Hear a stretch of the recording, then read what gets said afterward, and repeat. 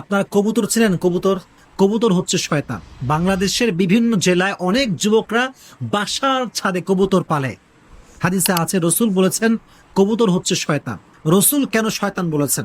রসুল একবার এসে দেখলেন যে একজন ব্যক্তি কবুতর দেখে ছুটতেছে, মানে কবুতর যায় যেদিকে সেও যায় সেই দিকে। রসুল বললেন যে সে একজন শয়তান আর ছুটছে আর একজন শয়তানের পেছনে।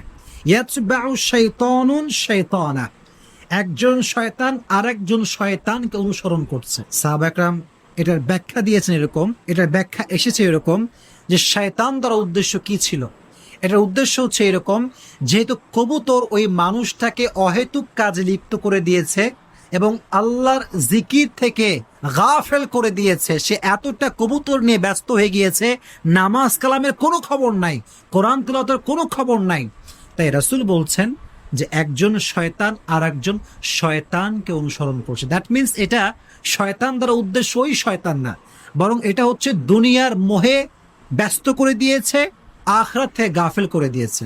এজন্য দেখবেন অনেক লোক আছে এরকম যে এত বেশি পাখি প্রেমিক যে পাখির প্রেমে পড়ে আব্বা আম্মার সঙ্গে কথা কয় না, নামাজ কালামও পড়ে না, খালি পাখি আর পাখি। এটা ঠিক না, সব কিছু একটা লিমিটেশন আছে।